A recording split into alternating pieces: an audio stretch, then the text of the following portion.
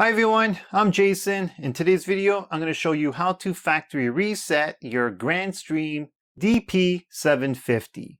This is really easy to factory reset. There is two ways of doing it.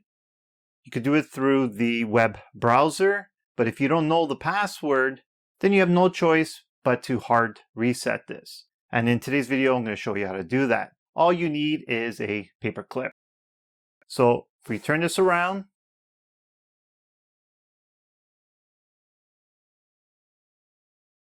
right over here, we got the reset button. So with the lights in the front, we're going to get the paper clip. We're going to press and hold that for about 7 seconds. Then we're going to release. These lights will start to flash. That's another way of knowing to release the button. Okay, so let's do this now. Got the paper clip. Here's a reset button.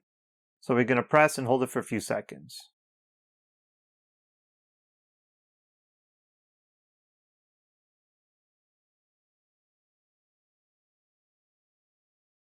Okay, so you see the lights flashing at the front. Okay, so now we're going to wait a few seconds. Okay, the system's rebooting. You can see the lights in the back here turned off as well.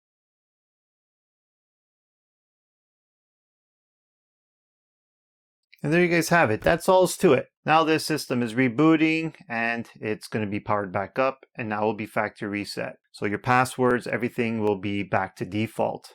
Anyhow, that's all I have for you guys today. If you guys have any questions, please give me a comment below. If you like this video, give me those thumbs up.